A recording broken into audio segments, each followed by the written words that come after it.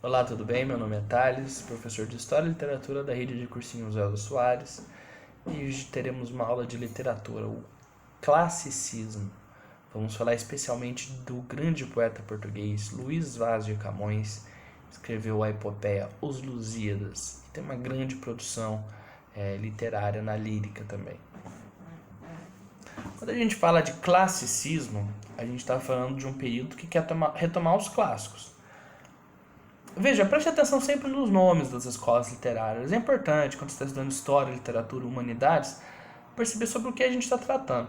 Quando você vê lá classicismo, significa que vai retomar os clássicos. As escolas literárias têm esse nome, algumas não são tão fáceis de perceber. Se você falar parnasianismo, parnasianismo, se tioísmo fica de Parnaso. O que é isso? É um monte Parnaso na Grécia. Mas não é uma coisa tão óbvia. Mas tem o naturalismo, realismo, percebe-se? Trovadorismo, de trovas, e aí o classicismo que retoma os clássicos. Para falar dos clássicos, eu vou ter que fazer uma pequena digressão histórica.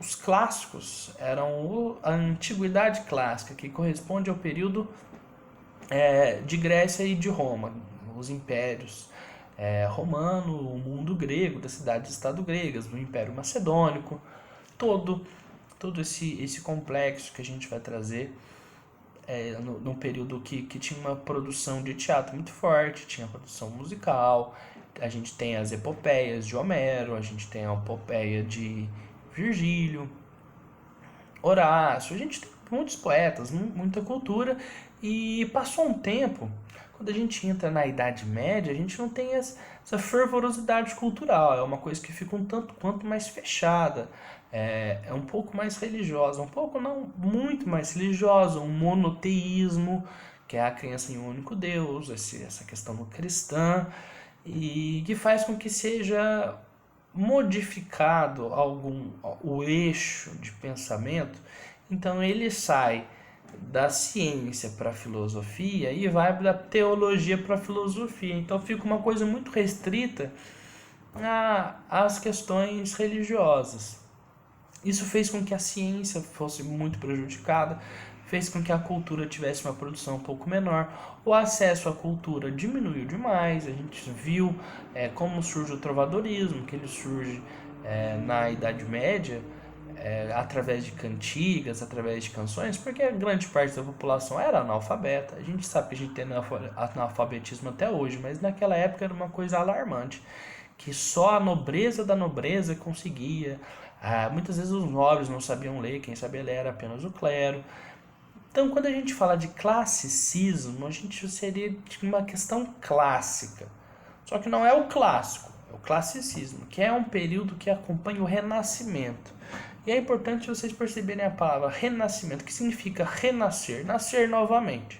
É como se durante um período, que é a Idade Média, a cultura tivesse adormecida, tivesse morta e tivesse que nascer novamente. Para nascer novamente, retomaremos o que a gente considera uma cultura que fosse digna, que são os clássicos. Quando eu digo a gente, eu estou falando os poetas, os escritores do Renascimento, que foram os que deram esse nome. Renascimento foi cunhado, o nome Renascimento foi cunhado por eles próprios, o nome Idade Média, se você chega no meio da Idade Média e fala que viver na Idade Média é muito difícil, ninguém ia compreender, esse nome vem depois, ninguém falava que aquilo era a Idade Média. Esses termos foram cunhados e a Idade das Trevas, um tom muito pejorativo, que dá a entender que não tinha nada de cultura. Não é que era diferente. A gente tem que compreender isso. Não é o que a gente não gosta que não é cultura. É o que existem tipos diferentes. Mas há que se dizer que existia um lapso cultural no sentido de produção, no sentido de acesso, no sentido de variedade. Pois bem, o Renascimento vai retomar os clássicos. E os clássicos, como eu estava falando para você, de Grécia e Roma. Então vai ter algumas coisas que vão se repetir e vão se emular. O que é emular? Você tentar superar através da imitação. Aí tem a mimesis. A gente tem vários conceitos que vão retomar. A poesia de Camões vai ser neoplatonista, vai falar de um amor meio platônico. A gente vai ter várias influências antigas, só que a gente vai ter muitas mudanças também. Mudanças na metrificação, A gente vai ver que os poemas agora vão seguir uma coisa chamada soneto, que são 2 quartetos e 2 tercetos. O soneto camoniano. Vocês conhecem os sonetos de Camões? Vocês acham que não, mas vocês já ouviram. Amor é fogo que arde em se ver, é ferida que dói e não se sente, é um descontentamento descontente. Um contentamento descontente. Vocês já ouviram em algum lugar, existe muita música, essas coisas elas vão passando, pra você ver como fica eterno, uma coisa que é importante, uma literatura forte, ela vai perdurar a eternidade. A gente está falando de livros aqui, a Ilíada, século XVI a.C., Odisseia também. A gente vai falar de Virgílio, ele vai falar do século I, os Lusíadas, que é a obra do Camões, a principal obra dele, de 1572. Olha quanto tempo dura. Isso é a cultura, isso é uma coisa forte.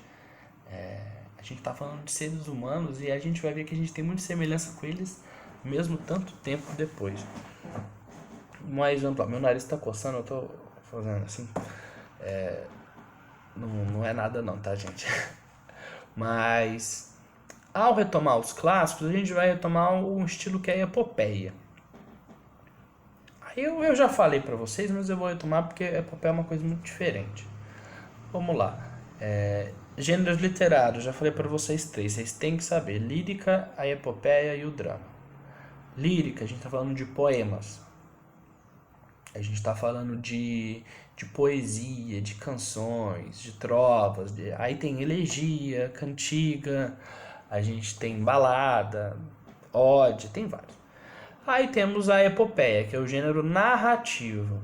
Aí narração vocês vão saber que tem conto, novela, romance e esse gênero que é a epopeia, que é um pouco específico. E a gente tem o drama, teatro. Aí tem comédia, tragicomédia, farsa. Tem vários tipos também. Ao tratar de epopeia, a gente vai ter alguns poemas épicos. E a gente vai ter epopeias em si mesmo. Porque epopeia é a épica. Já viu aquela batalha épica? É uma batalha que ocorria em epopeias. E as epopeias, elas tratam de um povo, eles querem cantar um povo. Eles sempre invocam uma musa que irá cantar as glórias de um povo, que irá cantar os feitos, a história. Geralmente batalhas, navegações. A gente vai ver que sempre começa no meio da história, que é uma coisa que a gente chama de in medias res. Res em latim coisa, então fica no meio das coisas. Os Lusíadas já começam no meio da viagem, assim como a Batalha de Troia, o livro A Ilíada já está no meio, no finzinho da Batalha de Troia. Odisseia, que vem de Odisseu, que é a caminhada de Ulisses, já está no meio da coisa dele, das navegações dele. Enéas, já está no meio do caminho de Enéas, que é Eneida, então eu vou chamar atenção justamente para isso. Os nomes que eu estou falando para vocês identificarem quem é o herói dos Lusíadas. A gente tem um caso que é a Ilíada. Aí você fala, quem é a Ilíada? Ilion, em grego, é Troia. Então a gente vai estar cantando as batalhas, a guerra de Troia, a guerra entre gregos e troianos. Só que, na verdade, o nome não mostra tanto o que era para ser. Porque no começo do poema a gente já vê que a musa vai cantar a ira de Aquiles.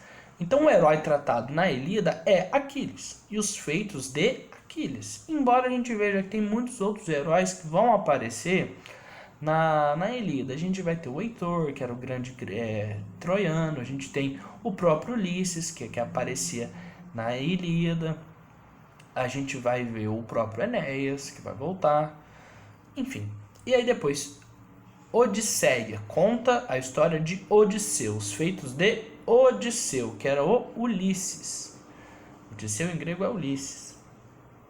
Ao contrário, Ulisses em grego é Odisseu. Enéas, que já é do poeta romano Virgílio. Ele canta a Eneida. Quer ver? Tem aqui o livro assim, ó.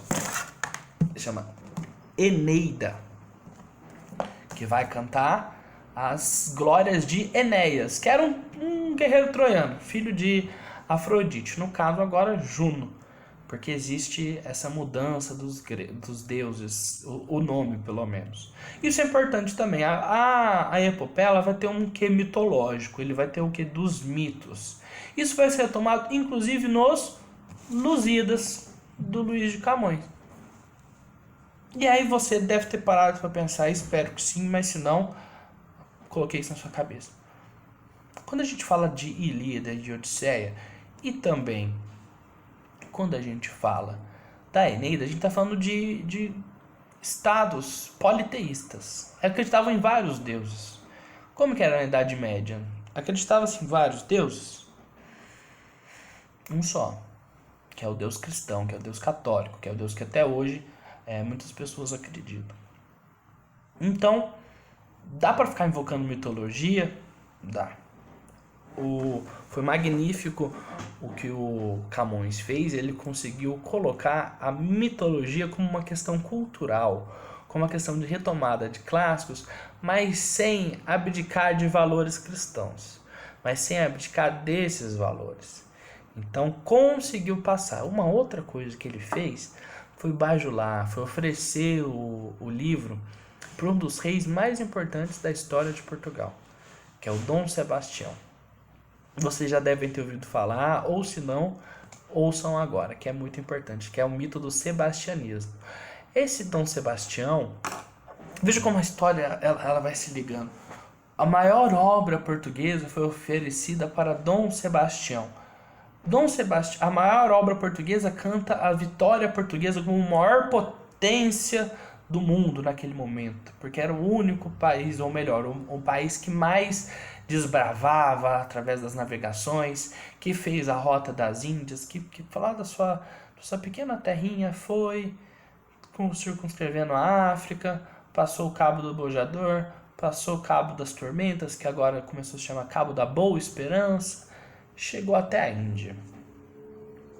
Depois chegou a China, fez uma grande colonização. Falamos português por conta disso, porque uma dessas navegações pôs a bandeirinha de Portugal aqui no Brasil, retomou, depois voltou. O Império Português ele era o maior. Ele era o mais importante. Tomava o mundo todo. E aí fez-se um poema que pegava a língua portuguesa, porque as coisas também eram muito escritas em latim naquela época. Vocês vão perceber que as línguas vão se formando através do latim, que é o chamado romanço, que tinha um latim oficial, tinha um latim vulgar, que deu romanço, que aí deu italiano, francês, espanhol, romeno, português, galego-português, todo esse tipo de coisa. Enfim, e nesse período que Portugal era o maior de todos, tinha um rei, que era o Dom Sebastião. Então ele era o rei do maior império. Só que esse rei vai numa batalha contra os mouros, que eram os árabes, os muçulmanos, em Alcácer Quibir, e morre. E já representava uma decadência portuguesa, porque depois a Espanha dominou Portugal, o Dom Sebastião não tinha herdeiros. Então a gente teve aquele período da união das repúblicas ibéricas. Da Península Ibérica ficou a União Ibérica, que seria o domínio de Portugal pela Espanha. E aí criou esse mito do sebastianismo, que um dia ele voltaria para devolver Portugal ao lugar de onde nunca deveria ter saído, que era a maior potência mundial. Pensa que como se Portugal fosse os Estados Unidos de hoje. Ou se Portugal fosse a Roma do período romano, ou se não fosse a Macedônia do período helenístico. Compreende a grandeza? E esperavam que o Dom Sebastião voltasse, porque ele nunca tinha achado o corpo dele em batalha. Pois bem, é disso que trata os Lusíadas, do povo português. Como eu disse, que tem Enéas, que tem Odisseu, que tem Aquiles e que tem o... Faltou um. Não, só esse mesmo. Enéas, Odisseu e Aquiles. A gente tem dos Lusíadas um outro herói. Só que esse herói é o povo português. Os Lusíadas, os lusos, os lusitanos, ele é o grande herói. A gente vai ter uma narração no poema por Vasco da Gama, esse mesmo, que é o nome do time, que é um grande navegador português. E ele é uma mistura de herói, uma mistura de narrador, mas não confunda. O poema já começa: as armas dos barões acidalados, que do ocidental para a lusitana, por mares nunca antes navegados, passaram além da Taprobana. Quem é o herói? As armas dos barões assinalados, que é todo o povo português. Compreendam, o povo português é o grande herói dos Lusíadas. Eu vou interromper agora, a gente vai continuar no próximo vídeo.